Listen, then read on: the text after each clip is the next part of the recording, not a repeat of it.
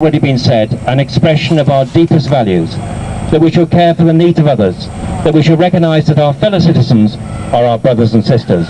It represents British values at their best.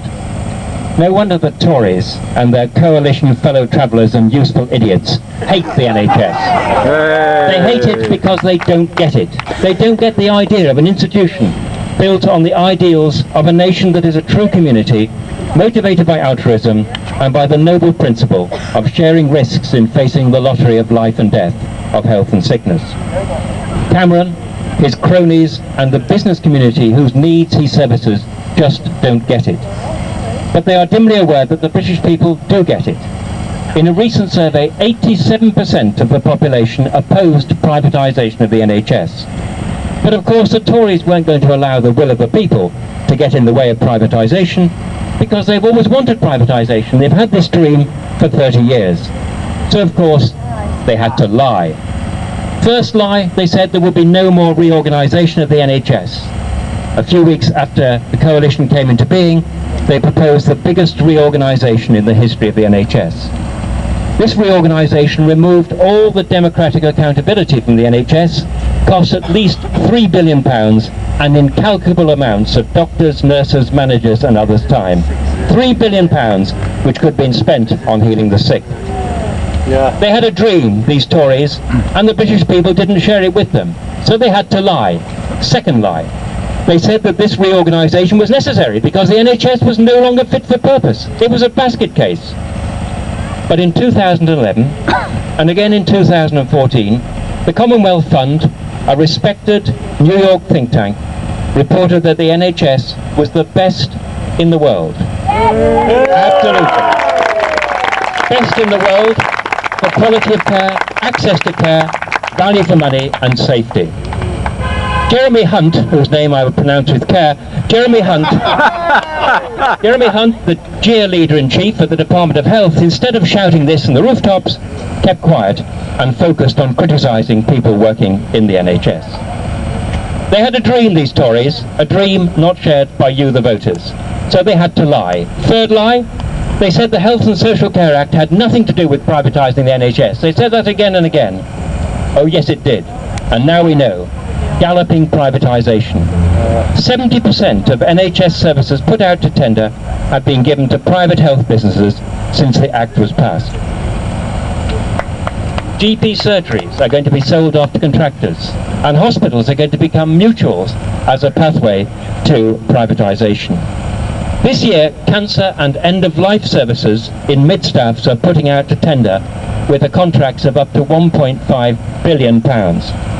Cancer services to the private sector, they are the cancer in the NHS.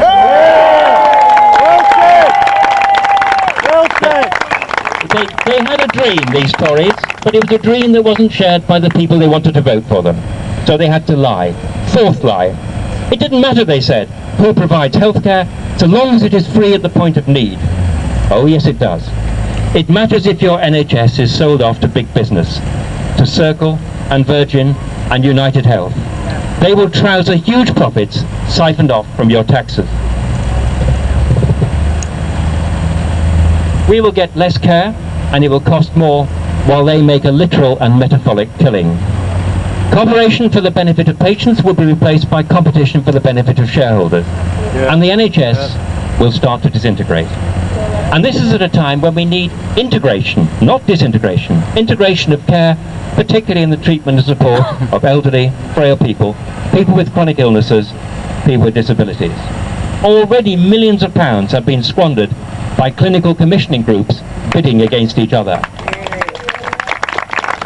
Of course, the model that inspires the Tories is the United States, which, ladies and gentlemen, spends 18% of its GDP, twice what we do in UK, on healthcare, and in a recent survey of developed countries, had the worst care provided. So, sooner or later, unless we head this off, people will start dying for lack of care, or suffer unnecessarily for lack of care, or be financially ruined trying to pay for the care they can't afford but desperately need. 2/3 of bankruptcies in the United States, 900,000 a year, are due to medical expenses. And 4/5 of those individuals who went bankrupt had medical insurance, but it didn't cover their needs. This could be our future, and most certainly the future for our children. So, to wind up, we must take back the NHS and put it out of the reach of predatory companies for whom healthcare is an industry.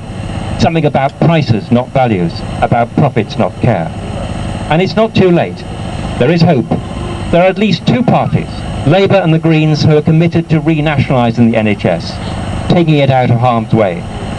Because, ladies and gentlemen, we too have a dream, quite a different one from the Tories, that we should put care for our fellow citizens above private profit. Hear, hear.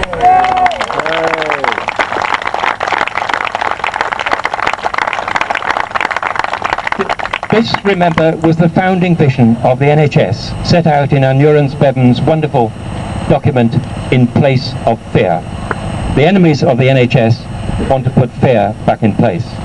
So this march, which I've been very honoured to participate on, is a great signal sent out to the nation that we shall not let them get away with stealing our NHS. Thank you. Thank you.